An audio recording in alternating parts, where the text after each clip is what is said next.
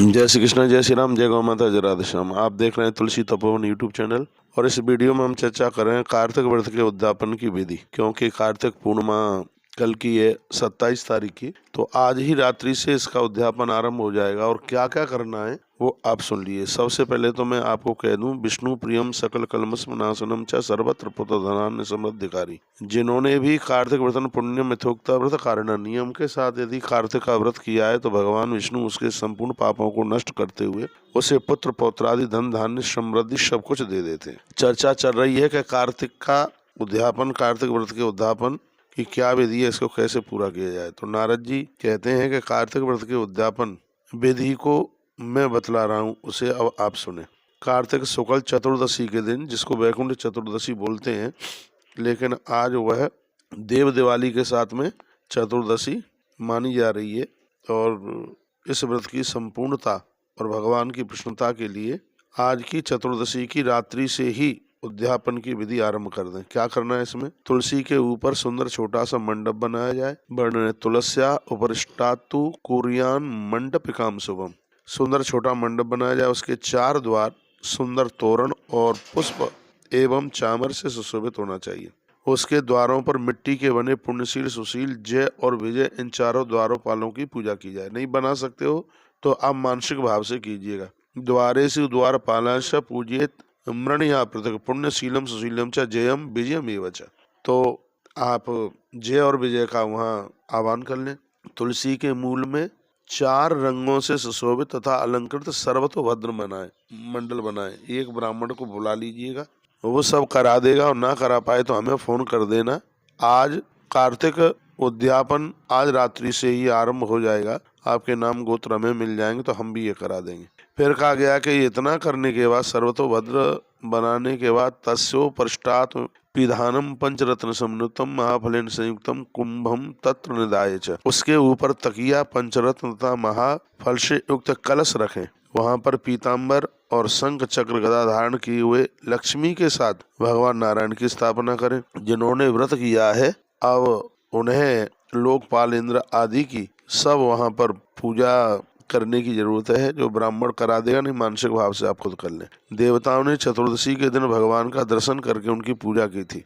तो बताया जाता है कि भगवान बड़े प्रसन्न होते हैं। जो पूर्णिमा का उद्यापन, कार्तिक पूर्णिमा का उद्यापन करते हैं, वो चतुर्दशी की शाम से ही भोजन छोड़ देते हैं। आचार्य की आज्ञा से, उनके कहने पर, उनके साथ षोडशोपचार से भगवान की पूजा करें। चतुर्दशी की रात्रि में गीत, वाद्य, जागरण आदि की बहुत महिमा है। वर्णन किया गया है, रात्रौ जागरणम कुर्याद गीत वादादि मंगलई गीतम कुर्वन्ते भक्ता जागरे चक्रपाणिनः। जो लोग जागरण के समय भक्ति पूर्वक भगवान के गीत गाते हैं, तो बताते हैं कि नृत्य करते हैं तो 100 जन्मों के इकट्ठे हुए पाप हैं वो नष्ट हो जाते हैं। वर्णन किया गया है, 100 जन्मों के जागरे बासरे विष्णु गीतम नित्यम चकुर्वाद। 100 जन्मों के जन्मांतर सतोद्भूत स्थयी मुक्ता पाप संचय। 100 जन्मों के पाप जल के राख हो जाते हैं। उन लोगों को वही फल प्राप्त होता है जो 1000 गऊओं को दान करने से जिस फल की प्राप्ति होती है। वर्णन है, गौ सहस्रम च ददताम तत्फलम ससुदायर्तम। इतना फल मिलता है उन्हें। गीत नृत्य के साथ में भगवान का जागरण करें। वर्णन है कि, और कहा गया है कि जो चतुर्दशी की रात्रि को जागरण करता है उस व्यक्ति की प्रतिदिन करोड़ों तीर्थों के समान पुण्य प्राप्त होता है। उसके पश्चात अब पूर्णिमा के दिन आपने पूरा कार्तिक महीना किया है तो आप फिर 30 ब्राह्मण, पूर्णिमा के दिन 30 ब्राह्मण सपत्नीक ब्राह्मणों को निमंत्रण दें, यदि आपने पूरा कार्तिक किया है तो। और यदि आप पूर्णिमा का व्रत किए हैं तो 15 ब्राह्मण पत्नी के सहित उनको आप न्योता दें। और निवेदन किया जा रहा है, भगवान विष्णु के मत्स्य रूप की इसमें एक विशेष रूप से पूजा होती है। लिखा है, अति देवा इत द्वाभ्याम जहुतातिल पायसम प्रीति देवश्च देवानाम च पृथक पृथक दक्षिणाम चेथा शक्ति। इसमें ब्राह्मणों की दक्षिणा के बारे में भी वर्णन किया गया है। वरान दत्वा यतो विष्णु मत्स्य रूप भवत तदाह। भगवान मत्स्य, भगवान के इसके रूप की पूजा होती है। और मैं तो कहूँगा, यदि ये सब कुछ नहीं मिलता है तो आपको यदि शालराम भगवान मिल गए, उनकी पूजा करने से उनमें सभी नारायण के रूप आगे विराजित हो जाते हैं। पूर्णिमा के दिन दान हवन अक्षय होता है। उस दिन ब्राह्मणों को खीर के साथ भोजन कराएं। वर्ण ने खीर के साथ उन्हें भोजन कराएं। अपनी शक्ति के अनुसार उन ब्राह्मणों को दक्षिणा दें। तुलसी मैया की पूजा करें। व्रती को चाहिए यदि व्यवस्था बन जाए तो कपिला गऊ की विधिवत पूजा करके और उसका दान करें। यदि गैया दान में नहीं दे सकते हो तो 1 महीने के लिए गैया जितना भी अन्न भूसा खाती है उतनी सेवा कर दें, तो इससे भगवान बड़े प्रसन्न होते हैं। 7 जन्मों के पाप जल करके राख हो जाते हैं, ऐसा वर्णन किया गया।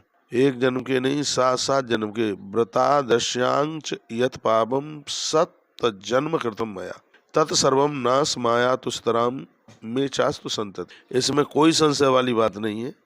7 जन्मों के पाप जल करके राख हो जाते हैं। इस पूजन से सारे मनोरथ पूरे हो जाते हैं और अंत में मृत्यु के समय पर उन्हें मुक्ति मिलती है। इससे फिर तत्पश्चात ब्राह्मणों से क्षमा प्रार्थना करें। उसके बाद भक्ति पूर्वक आचार तथा सुहृदों के साथ भोजन करें। कार्तिक व्रत तथा तपस्या की यही विधि है। 26 नंबर के श्लोक में कहा, तदा सुहृद गुरु युतः स्वयं भुंजीत भक्तिमान कार्तिके वात तपसी विधिरेवं विधि स्मृतः। अपने परिवारी जनों के साथ में भोजन करें। इतना ध्यान रखना, इस दिन तिल और खीर से हवन होता है। ये बात मैंने पहले भी निवेदित की है। जो मनुष्य इस तरह से विधि पूर्वक कार्तिक व्रत करता है वह पाप रहित होकर के फिर अंत में मुक्ति को प्राप्त होता है। सभी तीर्थों का दर्शन करने से इस पुण्य की प्राप्ति होती है।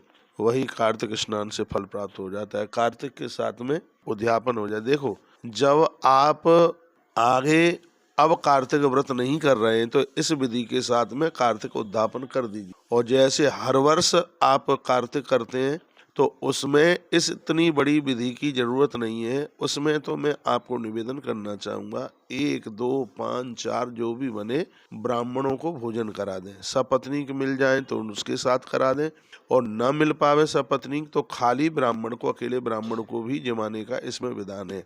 बस इतना सा ही है कि घर में बैठ करके आधा घंटा और आप भगवान का 14 की रात्रि को, जैसे आज 26 तारीख है, आज की रात्रि को आप उनका जागरण कर लीजिएगा और कल ब्राह्मण को बुला करके भोजन करा दीजिए। वहाँ ब्राह्मण नहीं मिलते हैं तो कहीं आश्रम में, मंदिर में बोल दीजिए, हमें बोल दीजिए, हम करा देंगे।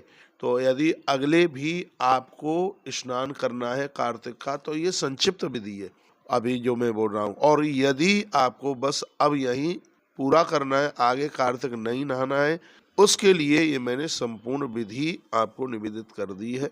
जैसे पूर्णिमा का जो व्रत करते हैं तो उनको तो 1 ब्राह्मण जमाने से उनका व्रत की ये पूर्ति हो जाती है। लेकिन जब वो पूर्णिमा का उद्यापन करते हैं तो उसमें 15 ब्राह्मण जोड़े के सहित उसमें जिमाए जाते हैं।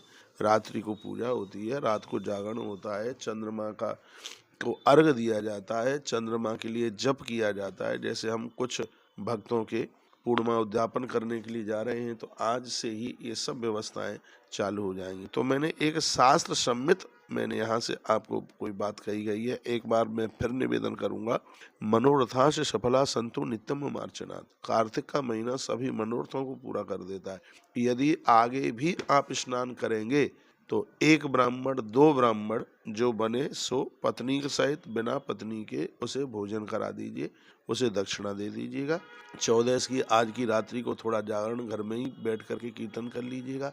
और यदि अब ही आप अपना कार्तिक पूरा कर रहे हैं और आगे कार्तिक नहीं नहाना है तो इस वीडियो में जो मैंने आपको विधि बताई है उसी विधि के अनुसार आपको कार्तिक उद्यापन करना है। बहुत बहुत धन्यवाद। ऐसे ही हमारे साथ में जुड़े रहिए और बढ़िया बढ़िया टिप्स हम आपके पास पहुंचाते रहेंगे। अच्छा लगा है चैनल को सब्सक्राइब करें, वीडियो को आगे जरूर भेजें।